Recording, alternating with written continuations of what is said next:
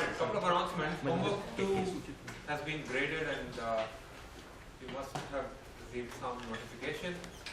The grades are, the solutions online, and if you violently disagree with your grade, you might want to check out the solution and talk to the TAs. You want me to play with the lights?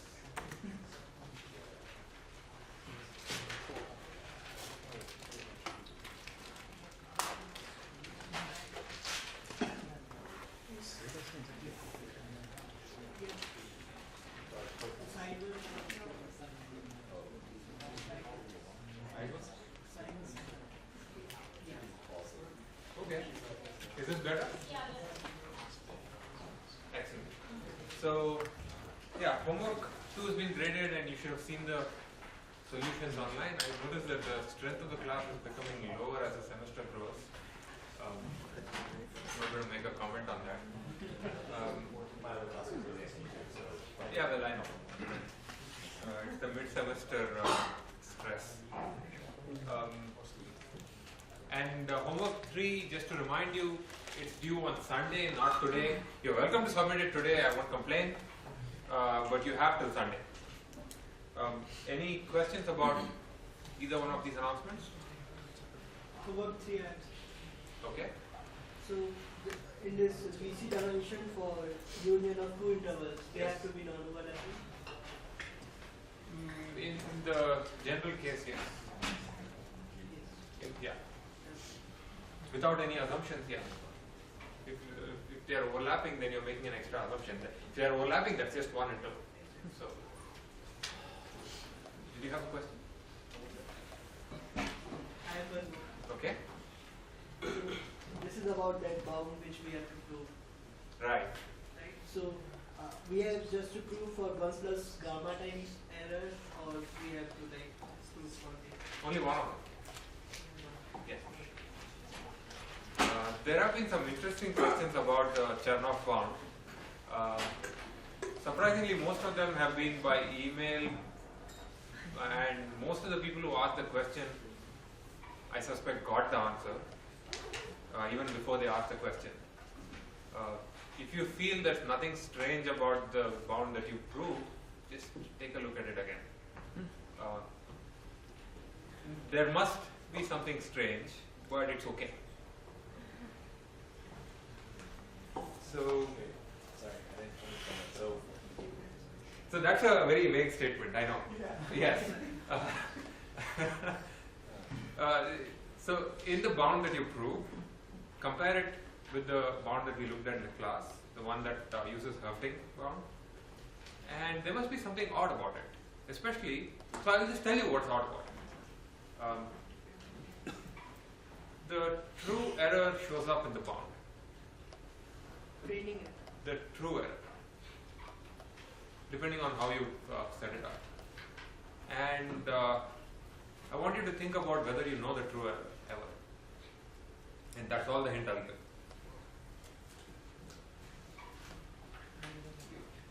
Yes, I'm being deliberately vague here. Okay. So let's.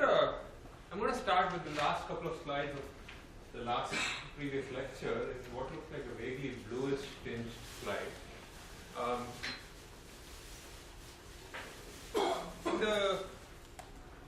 Over the last couple of weeks, we've been looking at computational learning theory. And just to remind you, this is the theory of generalization. This is the theory that defines what does it mean for functions to be learnable. And we looked at something called pack learning. And pack learning is a specific definition of learning that says if you have a polynomial number of examples for certain hypothesis classes, then you get those cool epsilon delta bounds, which basically says with high probability you'll find a good classifier. And this definition and analysis of agnostic and Occam's razor, agnostic learning and Occam's razor, gives us naturally some positive and negative learnability results. Some functions just cannot be learned. If you're trying to learn it, you're wasting your time. Or at least that's what the theory says. And some functions should be learnable. The theory only says the functions can be learned, does not say how. It remains to, you need to take one more step of actually coming up with a constructor proof, namely an algorithm that can learn those functions. And we looked at agnostic learning, where the hypothesis class does not necessarily have to contain the true concept, and basically similar kinds of learning bounds show up. And in the last lecture, we looked at VC dimensions. And VC dimensions are a way of quantifying how big is a hypothesis class in a very loose sense when your hypothesis class is infinite. And to actually get the VC dimension, we played that game of shatter. So, any questions about any of these things? About the big picture here?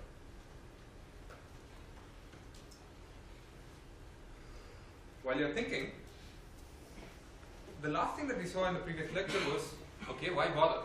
This is cool, but why do we care about pack learnability? If you're like me, the math is fun, but if you want to build a spam detector, why should it make any difference to you? And one way of thinking about it is, theory lets you define what can and cannot be done, and that's important. Otherwise, you're just shooting in the dark. We looked at mistake bounds in the beginning of a few weeks ago, and there's a reduction of mistake bound algorithms to pack learnability, and in fact it's not a very shocking reduction. You guys have already implemented it. When you ran perceptron in your homework for multiple iterations, that was actually an online to batch reduction.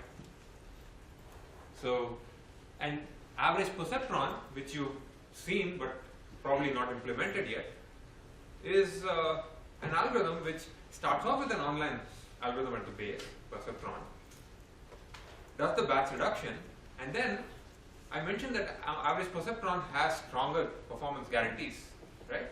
What I really meant to say was average perceptron comes with pack guarantees.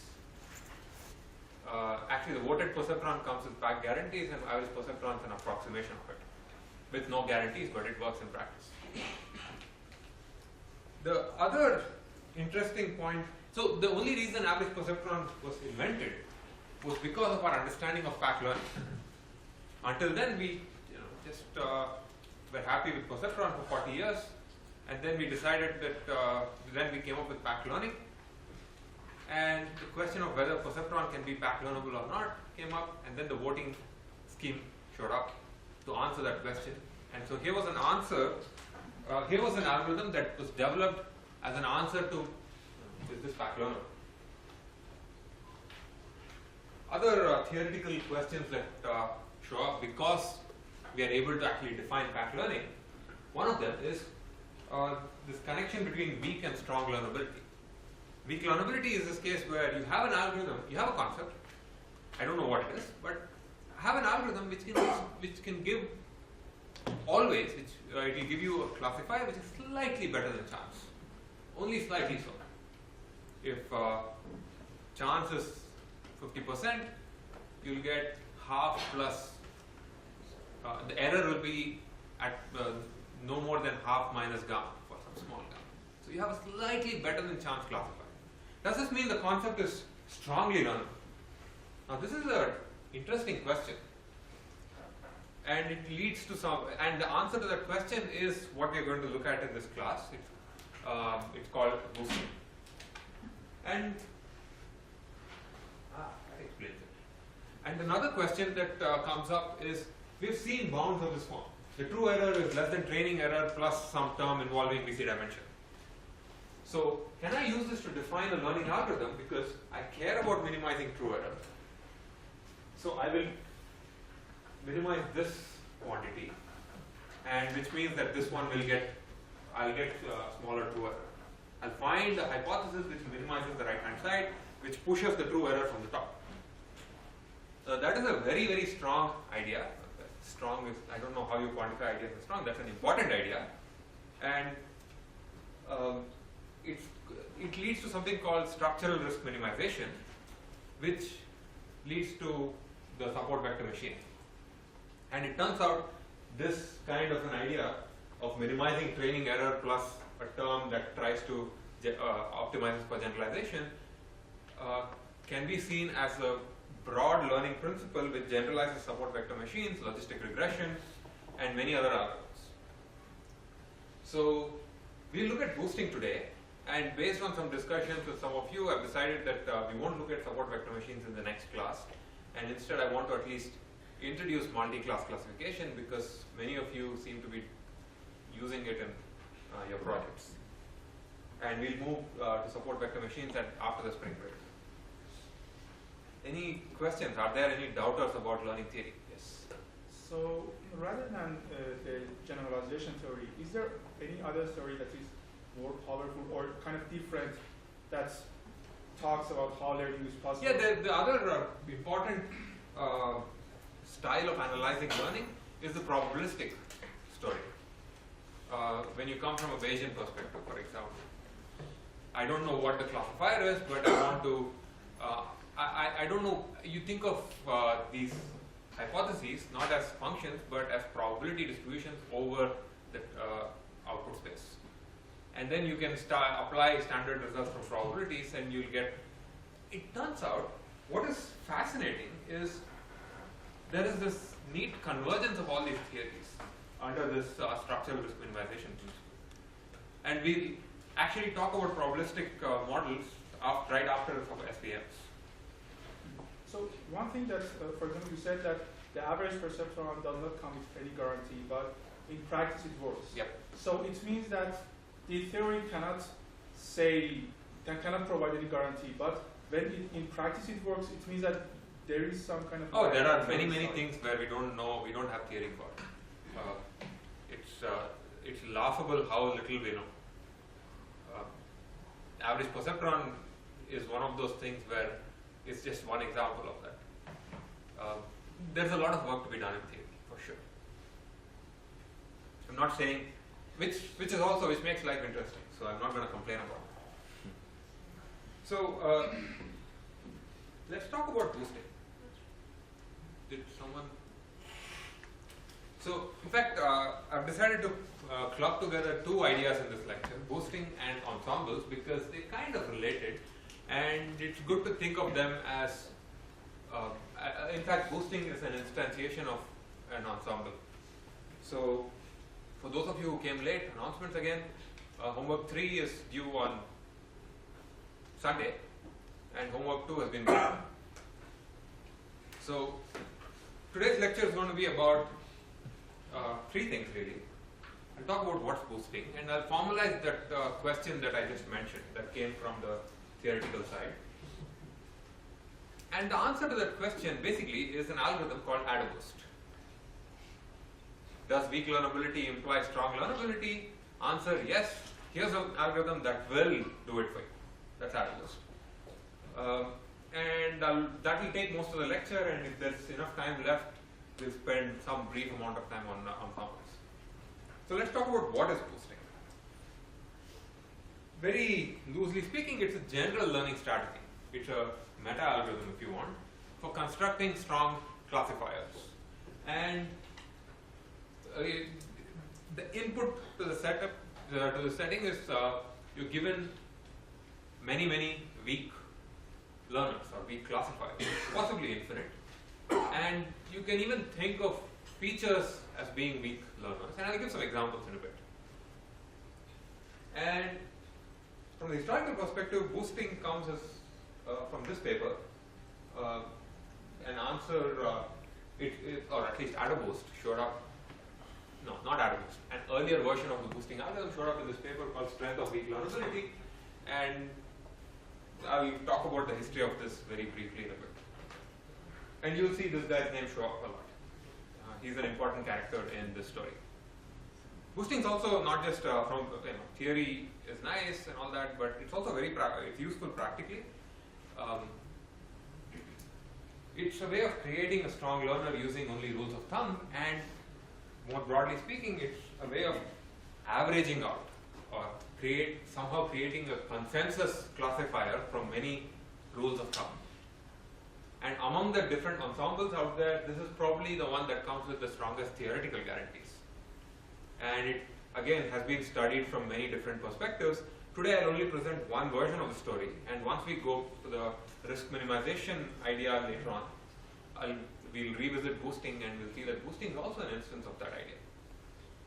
So just as an example, let's take this. This example comes from a lecture by Geoff Freund and Rob Shapiro. So, and it's fairly dated, as you can see. The goal is someone picks up a phone and says something to an agent, to some program, and that program has to route the call to the right receiver. So if I say, I'd like to place a collect call, it has to label it as collect.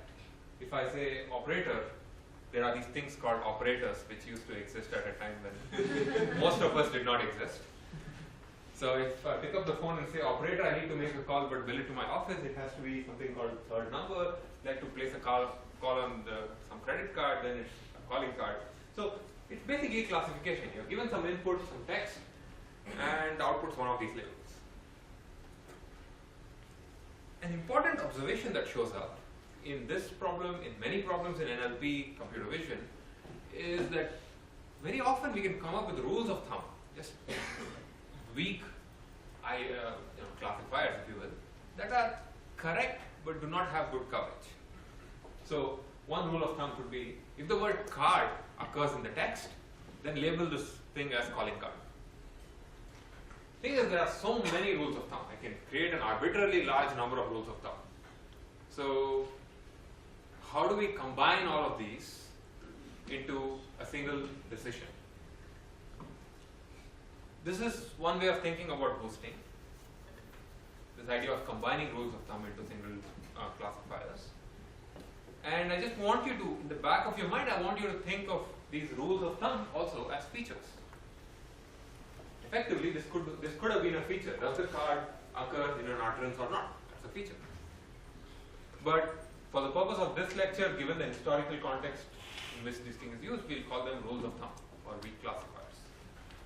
And one approach for boosting that was suggested is you take a small subset of examples and stare at those examples hard, come up with a rule of thumb, keep it. Take another subset of examples, come up with another rule of thumb. Keep doing this multiple times till you're convinced that you've come up with enough rules that you probably covered all cases, and then combine them into a single prediction. So that leaves only two questions here. One, how do you select these subsets? What's this point about selecting subsets? I mean, it seems a bit weird. And another question is, how do you combine them? Because I've just said let's say you've got 1 million rules. What's a reasonable way of combining them? And you can already answer the second question. If I have 1 million decisions from many different weak predictors, what's a reasonable way of aggregating them?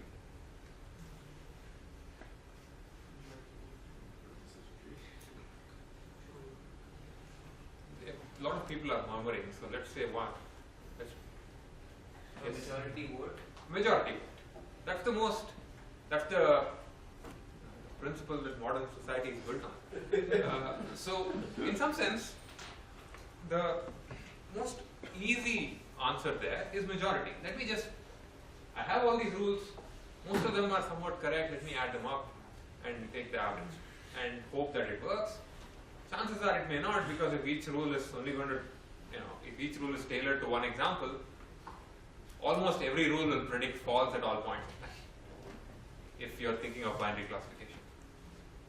In any case, so boosting is a principled way of combining these rough rules of thumb. Okay, so that's the vague and informal version of boosting. Let's formalize this. I'm going to call a pack algorithm a strong one if everything that we've seen so far is strong. If for any distribution over the examples, for every epsilon and delta, which are positive, given a polynomially number of randomly sampled examples, this learning algorithm will find a hypothesis whose error is less than epsilon. Yeah, error is less than epsilon, and the fact that this algorithm will find whether this algorithm will find the hypothesis or not, that has this property. It happens with that. That's so horrible. Let me rephrase this.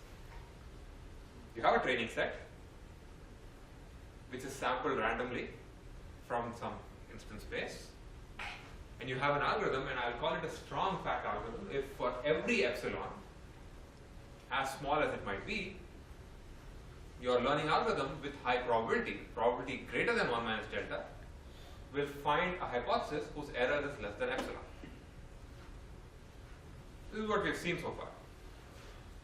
I'm going to call an algorithm a weak pack algorithm if the same thing holds, but this epsilon is only slightly less than half.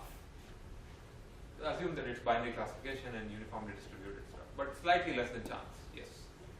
The strong pack algorithm should all epsilon or delta be dependent on each other? No. As you should have the universal quantifier for both? For all epsilon and for all delta. The dependence, everything tries to add together in this polynomial using the sample complexity problem. It becomes a function of 1 over epsilon or 1 over epsilon square, 1 over delta and all. So we have a strong pack algorithm. At least we have an idea of a strong pack algorithm. We have a weak pack algorithm, which simply says the learning algorithm will find a classifier, will always find a classifier that's slightly better than chance.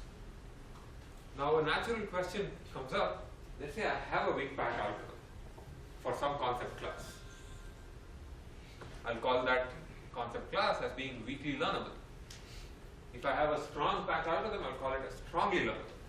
And the question that Michael Kearns and Leslie Valiant asked in 1988 was, does weak learnability imply strong learnability? If I give you an algorithm that is weakly learnable, does this mean that the concept is strongly learnable? You see is this an obvious question? Or is this a question which admits an obvious answer? Seems like a smaller version of P is empty to me. Why?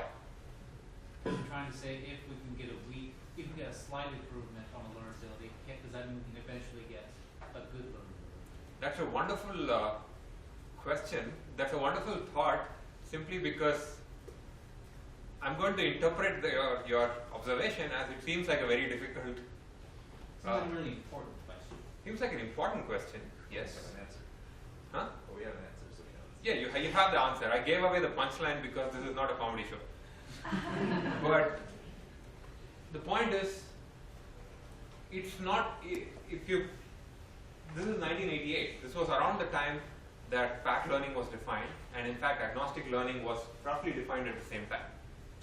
So at that time we only understood what learnability was, or some vague definition of it. So at that time it's completely non-intuitive that this should hold, that the answer to this should be yes. And it turns out the answer is yes, because actually there's an entire lecture on it.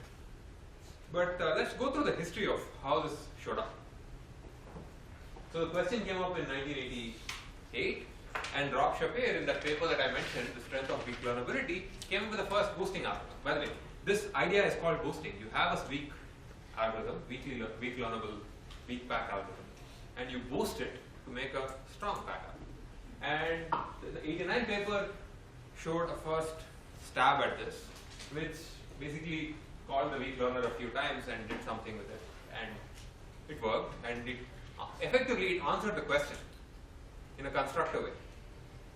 It was not, the bounds are not good, but at least it settled the answer question. 1990, Freund came up with another algorithm that boosts using majority. 92, the first practical experiment showed up, and then 95 was when AdaBoost showed up. And AdaBoost it basically blew the others out of the water.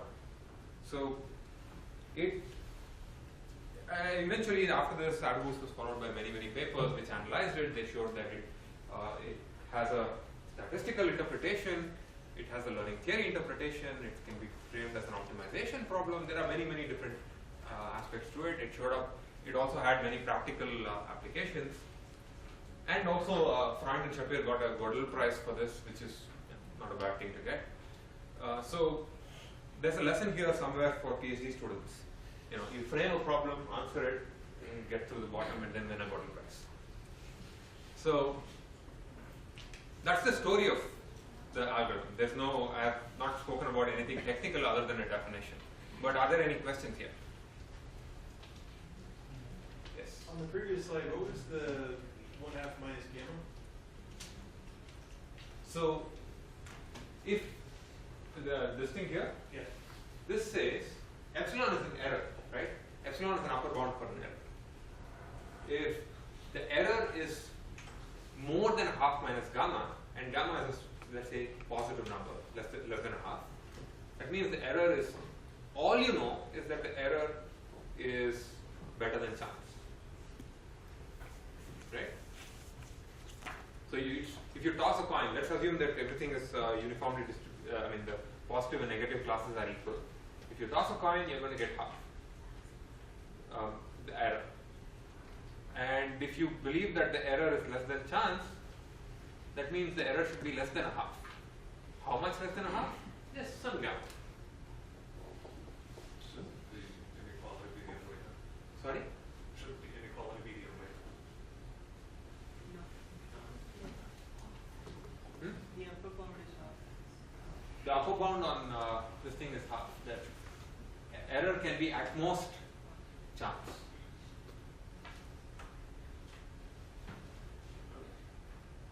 But you get the idea.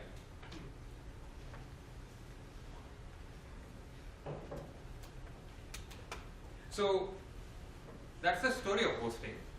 So in the about an hour or so left, we're going to walk through the whole algorithm.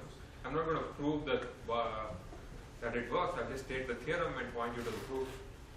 But before getting to all that, let's talk about. Let's see if we can get some intuition of why this idea, how this idea will work. And again, this is an example from Freund and Shapir.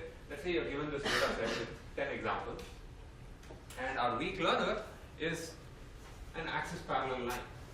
So what that means is it splits the examples either this way or that way, and says that one side is positive, the other side is negative. And given this initially, we're going to assume this point will become more clear as we go along. We'll assume that all examples are equally important in choosing the weak learner. For now, let's just say we have a data set, and we build. So first of all, it must be obvious to you that there is no axis parallel line that can separate this data. Right? This data is not separable using an axis parallel line. So you try to find the one that has the least error. And let's say you find something like this. Splits the positives and negatives, and we'll call this classifier H1. Let's say H1 is the best classifier on this data set. But clearly there are mistakes. And let's measure the error. Let's call it epsilon 1. The error of the first classifier is epsilon 1, and it's 0.3 because it's made 3 mistakes, 3 out of 10. Okay, so far nothing shocking. Now, here's the interesting bit. You're going to try to, this algorithm proceeds in rounds. In the next round, we're going to increase the importance of the examples where we've made a mistake. And we're going to downweight all the examples where we are correct in an attempt to find the next classifier. So until now, we've not looked at this kind of weighted errors, but effectively think of it as, for example, if you're writing a perceptron algorithm does not care which example you're making a mistake on. Every mistake is, every mistake incurs an update. If, let's say, some examples are marked as more important, you could change the learning rate for those, make the update more in the perceptron. And similarly, if some examples are marked as I don't care about this, you might as well not bother updating weight vector. So it's basically a multiplicative term in the perceptron algorithm that modifies the learning rate. And other algorithms have similar thing, and I would encourage you to think about how you might do this for, say, something like decision trees, ID3 for example. How would you modify ID3 if you had this kind of weights for every example? But let's say we have some learning algorithm does that. So, like I said, at every iteration, at every time step t, you maintain an array of weights dt, one for each training example, and the meaning of that number is how important should your weak learner treat this example, or how much importance should the weak learner give for this particular example. So dt of 1 will be how important is example 1 when it comes to picking a classifier. And does that make sense? Any questions so far? So let's say for given this data set, now these 3 examples are important. So even though the positions of the points are the same, because these 3 examples are important, you will find a different weak classifier, which tries hard to make sure that it's correct on those 3. So that's your second weak classifier, H2. Same story. It has an error. How many mistakes has it made? 3 mistakes. And there are 10 examples, but I've written error is 0.21. Yes, exactly. Notice that every data point is weighted. So the error is not 0.3 because I've redefined error in this fashion. Now, that might look like a rather ugly expression, but I'll point out that it's natural. So what is an error? You have, for some example, xi, yi. You get a prediction h of xi, right? And I'll call this an error if yi is not equal to the prediction. If this happens, then the count of my error increases. If not, it has to be 0, right?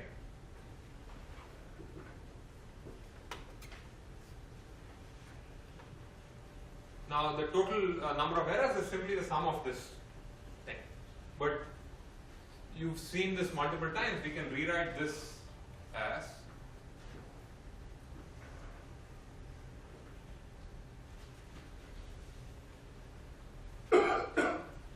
right? But both y and h are plus or minus 1s. So effectively what this means is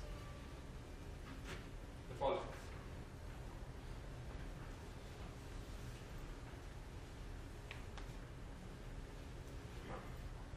In fact, let's oh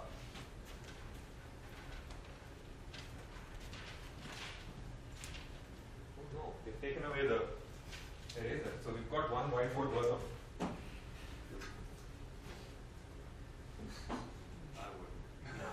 So we've got one whiteboard worth of space. So let's try to optimize for this. Maybe drawers. Huh? Maybe drawers. The drawers are locked. Yep. Oh well. Let's try to let's see if we can do something with this. So this expression is simply plus 1 if error. And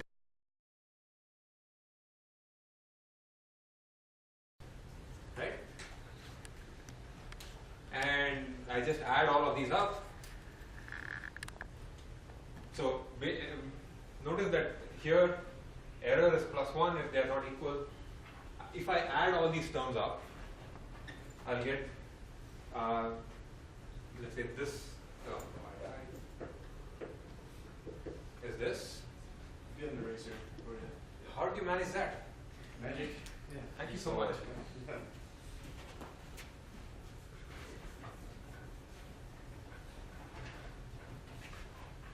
So yi h of xi is plus or minus 1, and you've seen this multiple times. I add 1, so this becomes 2, and this becomes 0. I divide by 2, this becomes plus 1, and this is still 0. And I sum over all examples. This quantity counts the number of errors. That's exactly what I've written there. Except, there's another term. Example I is, we have to account for the importance of each example. So that is a term that shows up here. That is di.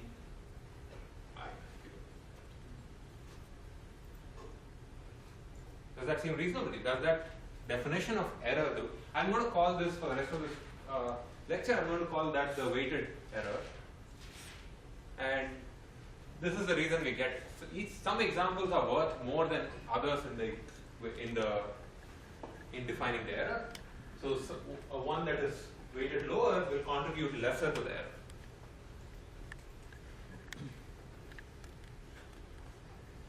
Okay? Yes. Maybe you switch the error and no error? Did I switch what? The error and no error? Yes, I did. You're right. I did. So, yeah.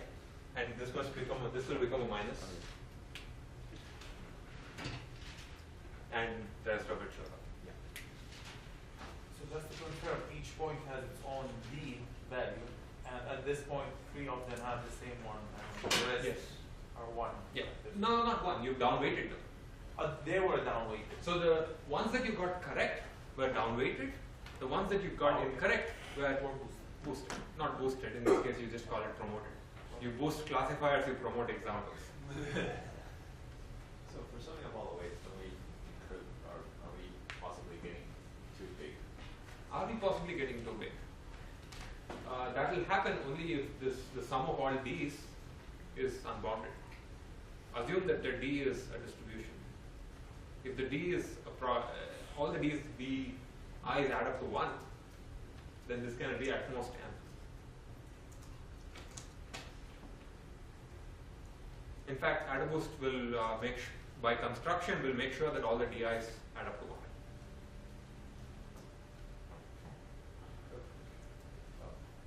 Okay.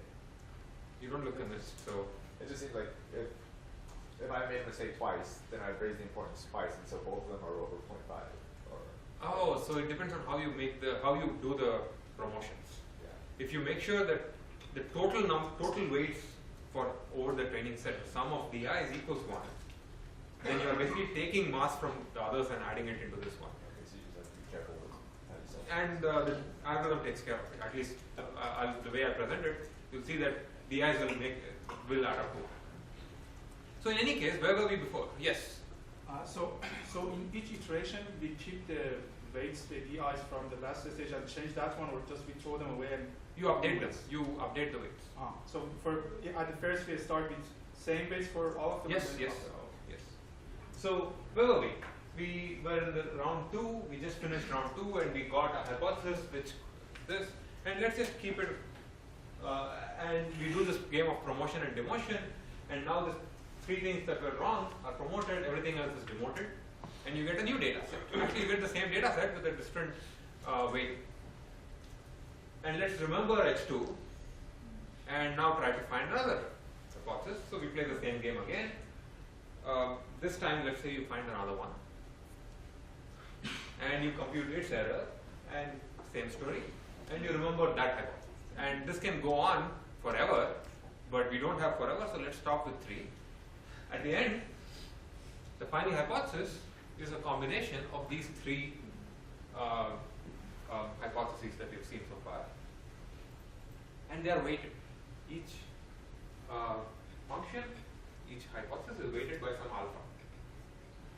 I'll tell you how we get the alpha, but for now you can think of the alpha as what is the vote that this particular function get in the final predictor. Okay, it's like majority, except it's a more nuanced version of majority. Right. So this is the sort of toy example of boosting, and in fact this is a toy example of how AdaBoost works. But so let me just summarize everything that we said in this outline. You're given a training set as always, xi, yi. You have m examples. and you iterate for t iterations, 1 through t. At every step, first you construct a distribution over the examples, and then try to find a weak learner that has a small weighted error. And weighted error was, I just defined it here. And I want to point out that most learning algorithms can be modified to optimize for the weighted error. Everything that we saw so far assumes that all examples are equally important. This sort of cost-sensitive learning is often a small tweak to learning algorithms. And I won't be talking about that, but I do encourage you to think about it, and probably I'll even ask you to implement it in some future homework.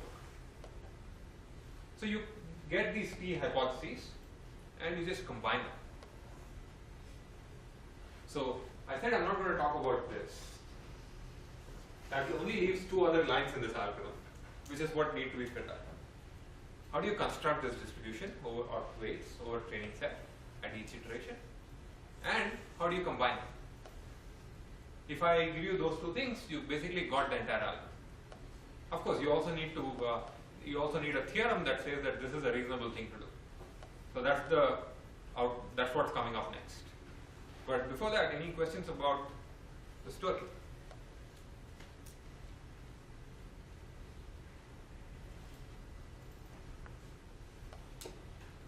Okay, so let's talk about the first one. How do you construct this distribution? We have seen m examples at this point. We always have m examples. And just to clarify, D is effectively an array of numbers, of real numbers, 1 for each example. And you have different D for every round. So AdaBoost proceeds in these rounds. And the job of this D is to influence the weak learner so that it can find examples that it can try to make sure that the examples that have higher DI are not predicted incorrectly. Initially, you know nothing.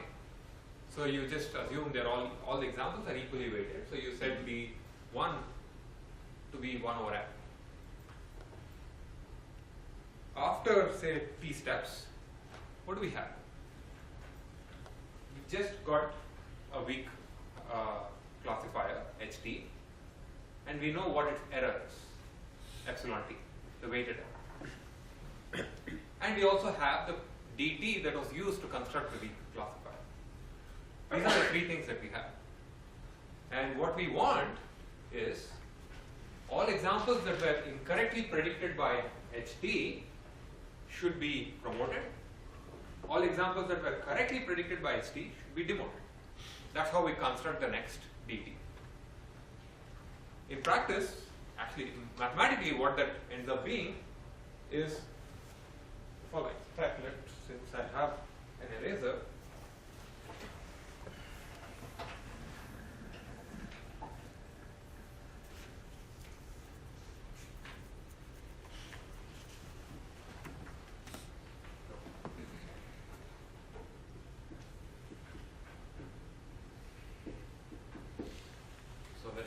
this.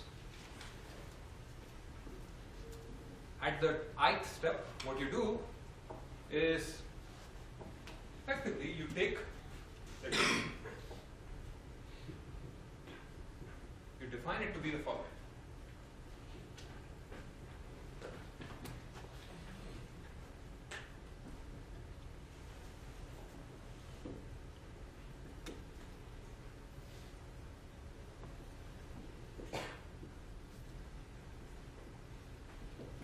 So if I have not completed this, if yi is not equal to h of xi, meaning you made an error, you want the ith example to be promoted.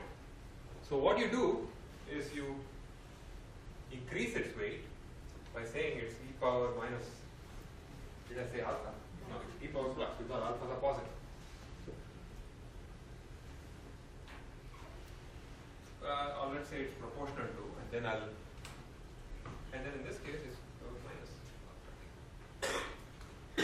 So alphas are positive, and I haven't told you what the alphas are yet. All you do is you multiply the previous one by some positive number that's greater than 1 if it's a mistake. Otherwise, you divide by the number. This must remind you a little bit of multiplicative updates. In some sense, we are not, but remember that we are not doing multiplicative updates on the weight vector. Here, this vector is over the training examples. So it's a different kind of a multiplicative update. And then at the end, there's also this normalization stuff. So you want to make this equal, so you want to make it 1 over 3. So what must Z be?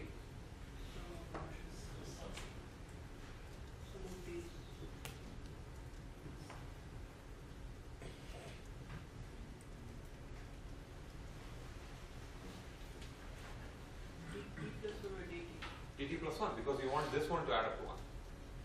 Oh, it's dt plus 1. Yes. That's a mistake there. It should have been dt plus 1. But you can, using the standard trick that we've been using all this time, you can summarize all of this into one line by saying a mistake or not mistake can be represented as taking the product of y and h, and that's the update for the t. Okay? Let's keep this. And the only things that are left are now, I've already told you what the z's are. The only thing that's left is what's this alpha. But before that, any questions? Yes? So are these dt plus 1s a conditional distribution where we're conditioning on what we've seen previous, at least in the previous step? So you can think of it as a distribution, but personally I prefer thinking of it as a weight for every example. Yeah, it is a distribution. So it's, I guess, a simpler example. Sorry? Conditional distribution. Can you speak up? No, that's fine. I think I understand. Okay. Other questions? Yes. Why did we use the exponential function? Why did we use the exponential function? Good question. One reason is that makes the proof work out. It makes the math work out. And because we have the exponential distribution, we end up having basically the theorem that we'll see in a bit, which I won't prove in class, will say that as capital T, as T increases, the training error will exponentially go down to 0. It's just because of this construction. That's one answer. Another answer, it turns out, AdaBoost is also trying to minimize something called the exponential loss. And that's another way of thinking about the same algorithm. I haven't mentioned loss minimization yet, so I'm not sure I want to get into the details of that. Okay, so if we use, is there any other version of this algorithm that uses polynomial function? Not that I know. No, I don't know how the proof would work out. So I'm talking about, since I won't be mentioning the proof, I'm just, since I won't be stepping through the proof, it might seem like I'm being deliberately vague here, but you can take, I've pointed to the proof on the class website, and it's kind of simple, so take a look at it, and I'm not sure polynomials would make it work. Was there another question somewhere? Yes. Yeah. I guess I have a more general question. So, if so we have a weak learner, and we're sort of, using these weights to get it to classify things differently, to pick different hypotheses. Can you construct a better classifier if you're already given the hypothesis? The hypothesis is if you have some collection of weak learners that somehow chose different hypotheses to classify the same set of data. Effectively, in fact, the requirement of the theorem and the algorithm is that the weak learning algorithm does not have to give you the best one at each step. Okay. It just has to give you one classifier such that epsilon t is better than chance. So you could have a predefined set and you could just go over that list and pick one that has better than chance training performance. That all you need is epsilon t to be less than half for this to work. I haven't told you what work means yet. So the only thing that's left to specify here are these alphas. And this, the way the alphas are specified in this algorithm is just by this expression. It's half of log 1 over epsilon minus 1. Epsilon is less than half, so this quantity will be positive, so the universe won't implode.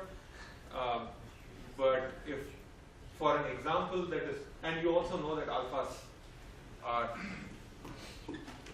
what can you say about the alpha? If you know that epsilon t is less than a half, what can you say about alpha?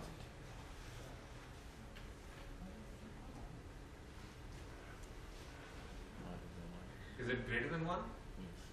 Less than 1? Between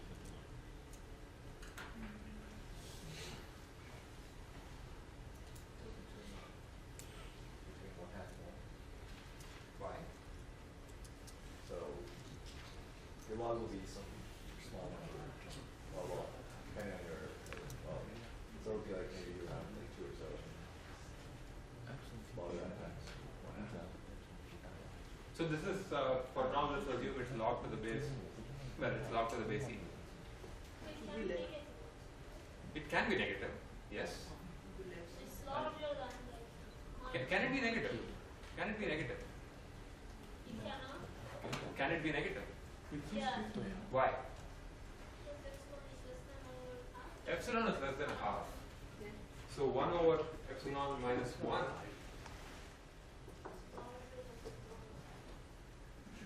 So epsilon is,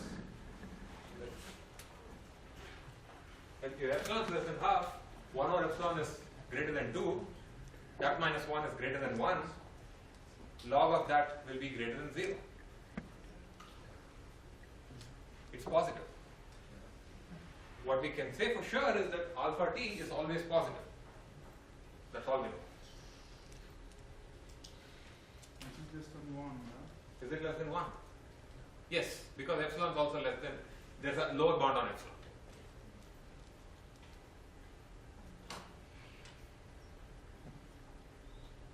So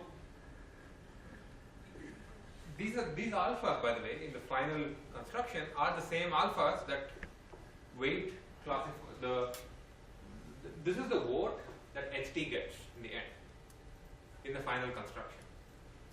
So the alpha has 2 roles. It plays a role in upweighting or downweighting examples, and it's also the weight, it's also the vote that ht gets.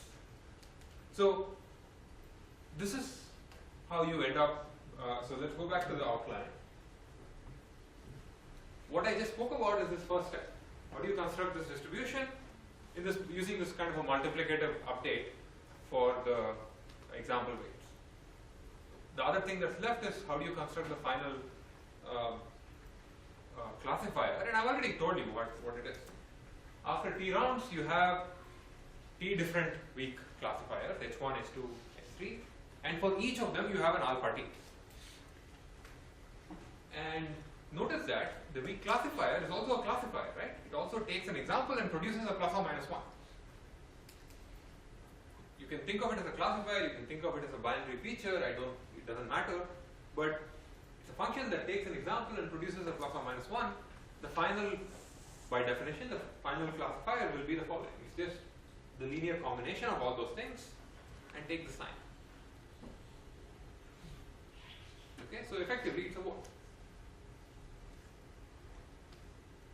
So let me just summarize the whole thing in one slide. The full algorithm looks like this. You're given a training set, and you have you have m examples.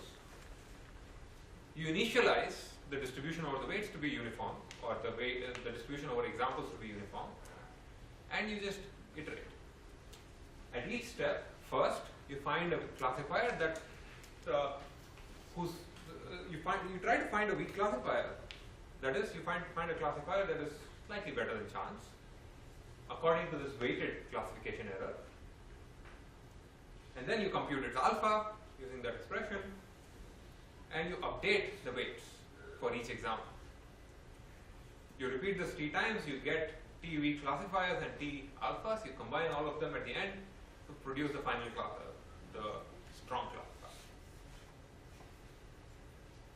So, what's the only thing that's needed here, other than the weak learning algorithm? T. T is, so there is one additional parameter to the learning algorithm, which is the number of times you need to do this, and I'll talk about that in a bit. And just to talk about, just to clarify what this means in the context of our toy example, we had these three weak classifiers, and let's say we had all these three alphas. Each of them, notice, each weak classifier is simply an axis parallel line. When you take the average of them, you can get a classifier which is more complex. So the final output of boosting is a classifier whose hypothesis space is not the same as the one that your weak classifier operates on. So in some sense, you are implicitly, by using boosting, you are operating on a larger set of functions, and that's something that you should be wary of. Yes. So when you were going through the slides, it talked about, so the first epsilon was 0.3, then it went down to 0.21, then went down to 0.14. So it's going to converge to, it looks like it's going to converge to something. Not really. In fact, I have a slide later which actually has a empirical example. This was a fake one. Okay. In practice, the errors tend, and I don't know why, but in practice, the errors tend to go up. Even though those examples, they get weighted down. Yeah. I'll show you a picture, and it's just empirical. There's no, I don't know why. Okay. Can you somehow use Borg classifiers from your, so you have a set of weak classifiers. Can you use the very, like, the ones you absolutely don't want to choose, they are random, basically? Can you use them to kind of weed out classifiers that are in some space near them in the hypothesis space to sort of make your average better? Can you sort of look at, like, what classifiers, what weak classifiers you have and say, well, these ones are garbage. Oh, I see. So you want to get rid of some weak classifiers. Yeah. Mm, Do you just not need to do that? you don't need to do that Okay. because of the next slide. Let's look at the training error. So this is the theorem that says that binds all this together. That kind of says that this is not a bad idea. The theorem goes like this. You run AdaBoost for t iterations, t rounds, such that at every step you get a classifier that's better than chance. Epsilon t is less than a half for some gamma t, and gamma t's are positive.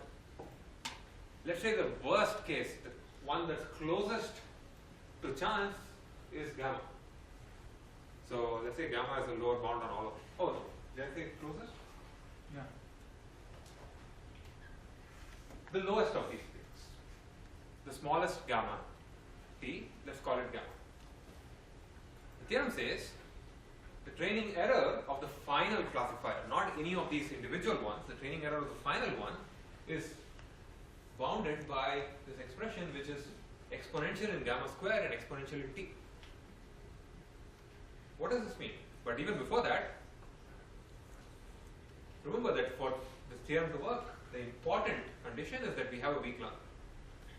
Meaning that epsilon t has to be better than chance. It has to be a weak learner, not a weak noiser. So, the way you interpret this theorem is the following. As t increases, the training error drops exponentially. Yes? So do you miss a minus sign? Yeah. Yes, I missed a minus sign. Yes, otherwise it's a very, very bad one. Yes. As t increases, because there's a minus sign, the training error drops exponentially. So it should have been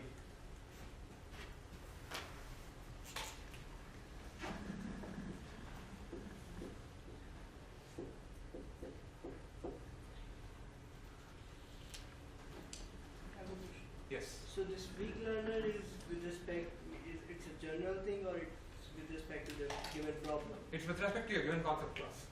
Any learning algorithm is with respect to a concept class or hypothesis class, if you will. Or it doesn't have anything to do with the given training data? It has things to do with the training data as well, but that's a stronger one.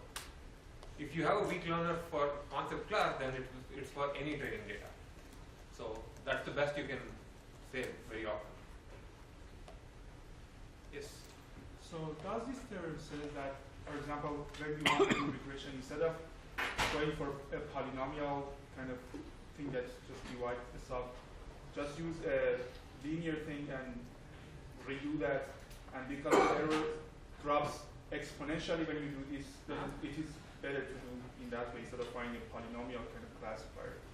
That's one way of thinking about it. If you have, for example, your data set looks like all pluses in the middle and minus all around, something like this.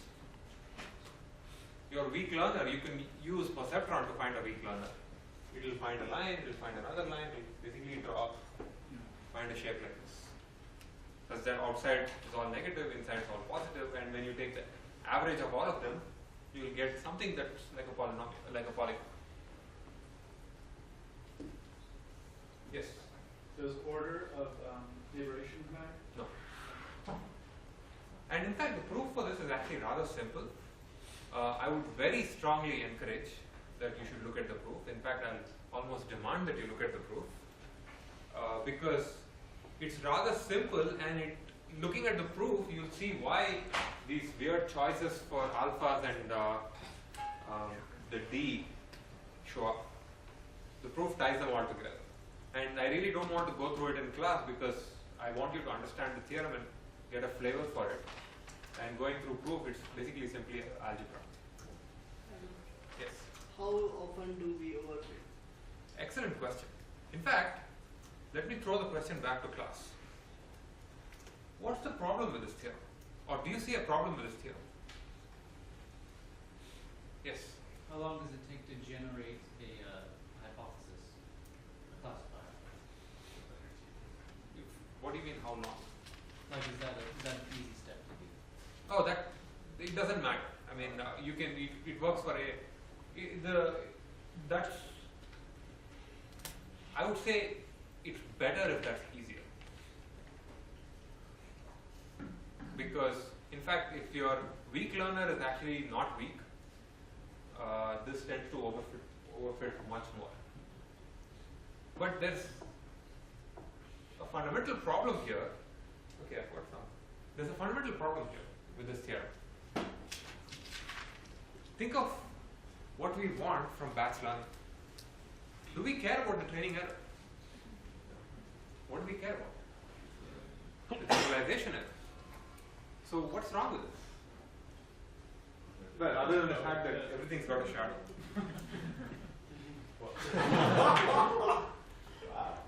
Okay. Yellow is a little better. I like yellow. Yeah, let's not touch it and hope it works. So, question is it enough to bound the training error? Why is it enough to bound the training error? Because we know we have enough sample. Yes. It's because you're assuming that the training examples and all your are drawn from the same distribution. But then I can get a training error of 0 just by remembering every training example. Why do I need to run an example, an algorithm? Yes.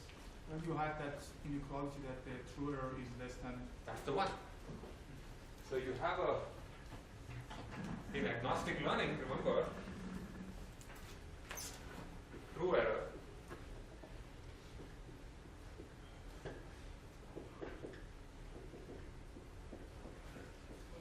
plus some term involving BC dimension, the epsilon, the delta.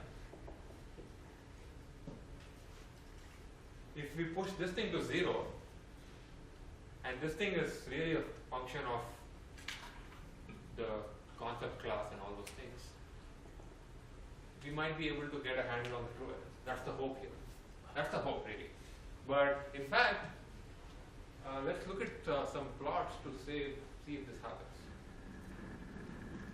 One point is, yeah, the training error decreases exponentially fast. And this is on some data set that I don't even know what data set it is, but you get to 0 very fast. Okay, that's good. There's also this other thing, that was a question that you asked. In practice, the epsilon t's tend to increase, and but there's no guarantee, and there's this, I don't know why. But notice that it's, you can't probably read it, this is 0.4, it has to be below a half, because otherwise we are not doing anything reasonable. And the question I asked was, what about the test error? Because what we expect from theory is the following. The training error will keep decreasing, could even reach 0. Why? Because that's what the theorem says, the Adabos theorem. It says the training error will decrease exponentially, and that's good. The test error, it turns out, will increase after a certain point because of overfitting. Because the final hypothesis becomes too complex, because you can end up representing arbitrary functions. So the size of the final hypothesis space becomes large. So this term kicks in, VC dimension or whatever, the log of the size of the hypothesis space kicks in, and that ends up killing the generalization error. So practically, what's the problem here?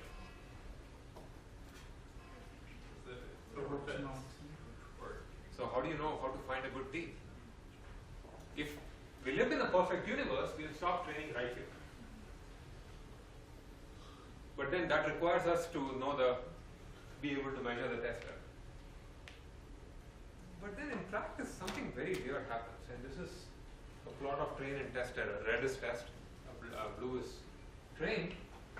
Train error goes to 0, and test error kind of stabilizes. In fact, if you look at this graph very carefully, train error goes to 0 somewhere around here.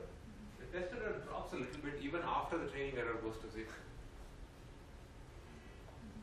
So basically, your training error has gone to 0, but you're somehow managing to get your test error to still decrease. That's a very cool observation, and it happens occasionally. And I'm not going to talk about why, because it seems like I would like at least 10 minutes to talk about ensembles. But think about it and tell me why in the next class. Any questions about AdaBoost? About what the algorithm is and what's going on about boosting? Yes? Is it named after Ada Lovelace? No, it's short for adaptive boosting. The first version of boosting was not adaptive. These DTs are adaptive to the previous classifiers. And this probably also started this trend of naming algorithms starting with ADA. We'll talk about an algorithm for optimization called AdaGrad, AdaDelta. Anytime you see Ada, it's adaptive. Yes? Are they generic or is that specific to? No, this is just something that can happen. Does not have to. In general, the only thing we can say is this. But in practice, this ends up happening. Yes? Is it frequent enough that in practice you can keep iterating until your training error goes to 0? Hard to say. Hard to say. These are things that you have to kind of do cross-validation in practice. But there are actually some techniques which I won't be talking about. There are techniques for finding a good T, because it turns out this term here, you can derive this for what do you call this? Not AdaGrad, AdaBoost. This term here is, I think, a function of root T or something. So because of that, you can actually get some reasonable estimates for when to stop for AdaGrad, AdaBoost. I shouldn't have mentioned AdaGrad. In any case, so that's the general thing. Let's summarize. What's good about AdaBoost is that it's really simple. All you need is a cost-sensitive learner, an algorithm that can optimize for these weighted data sets. And all you need, not the only thing that you need is that the only guarantee you need is that that learner should produce functions that are slightly better than chance. The rest of it is ridiculously simple to implement, so much that you might be doing it very soon. And you can use it with any weak learning algorithm. You can boost any weak learning algorithm, and it's fast. Its speed is only t times the speed of your weak learner.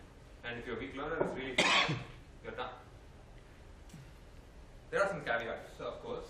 The performance, even though in theory is all great, because of that overfitting problem, it ends up depending on the training set and also on what your weak learner is actually.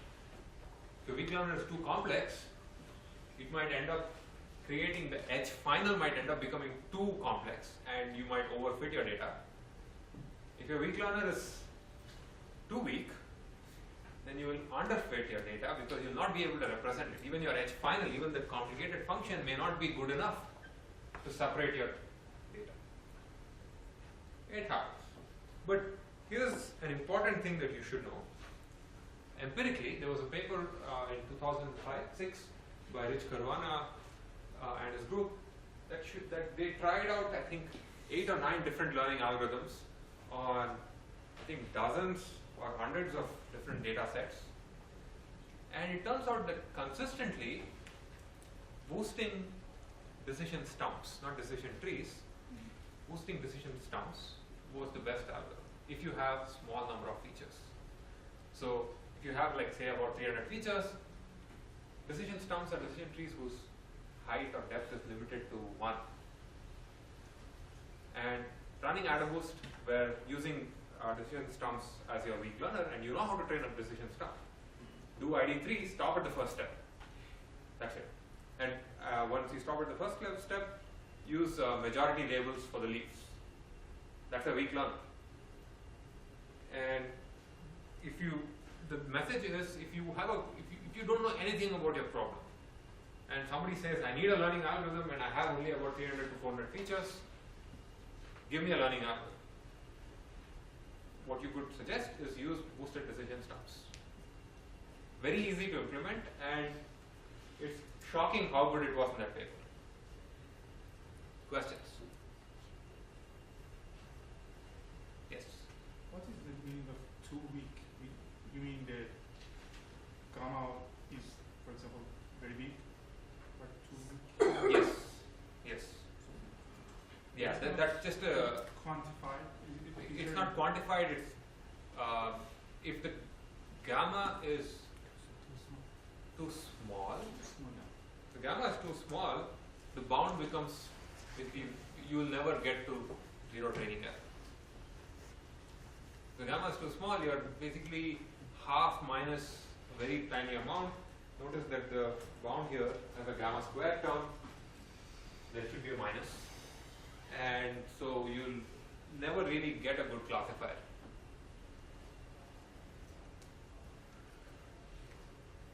But that's not a worry that you'll have. Very often the first one is the more common problem.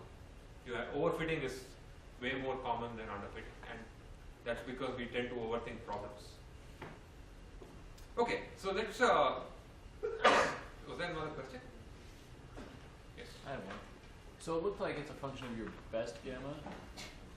Yes, yes, So yes. if you had one good feature, would it be beneficial to add in 4?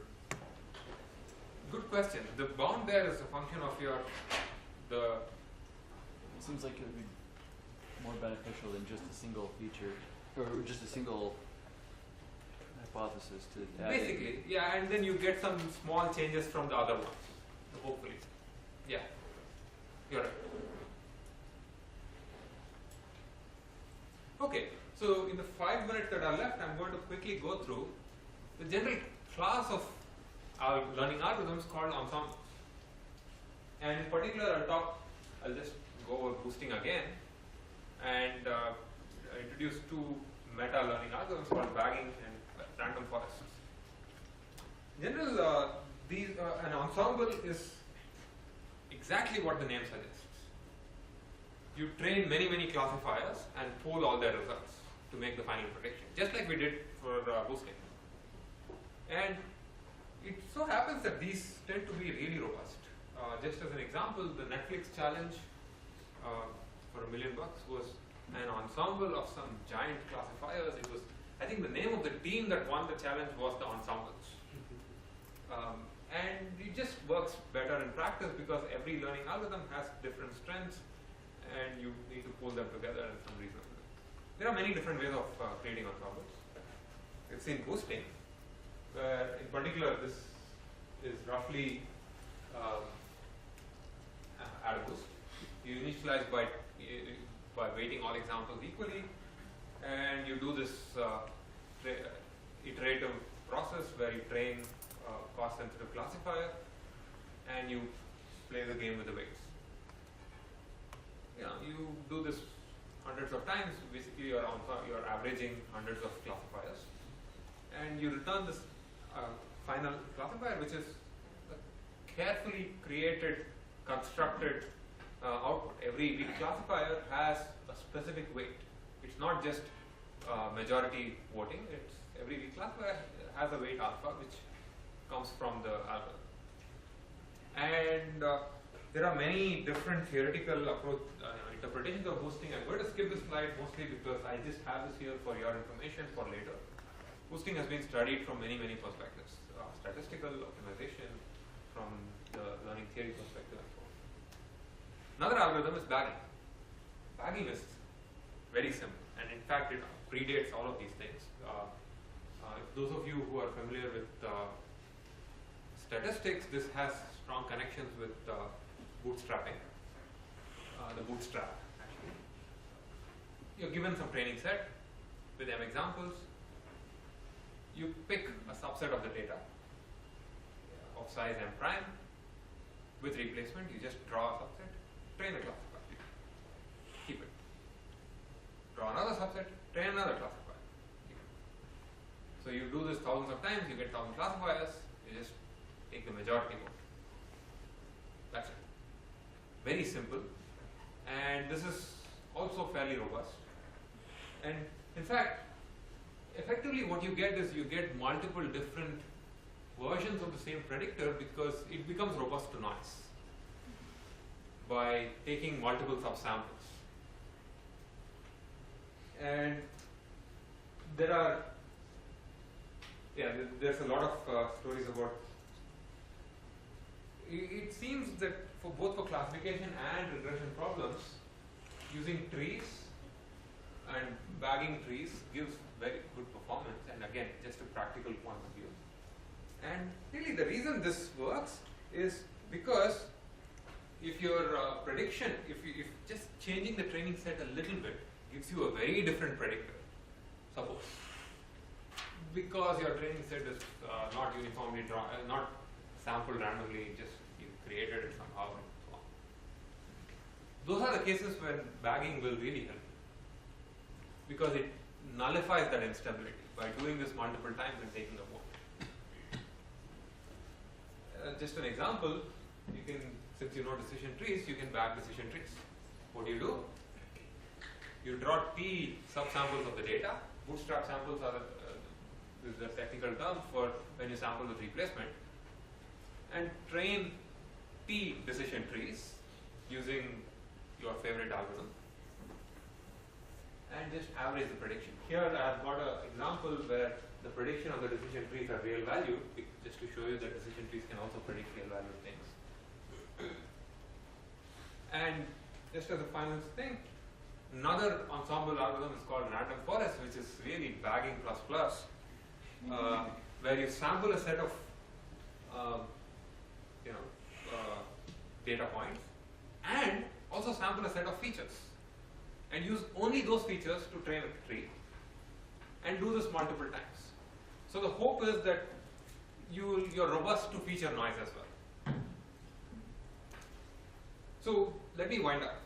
What have we seen? We've seen boosting, and boosting really came up as an theoretical question.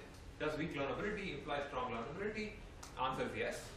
We looked at AdaBoost, and I walked through some intuition of what it does, and I spoke about the theorem that says that it's not a bad thing to do, and wound up with ensemble methods. In particular, just ensemble methods are algorithms which combine the predictions of multiple learners. I'll be around if there are questions. If not, want to remind you that your homework's due on Sunday night.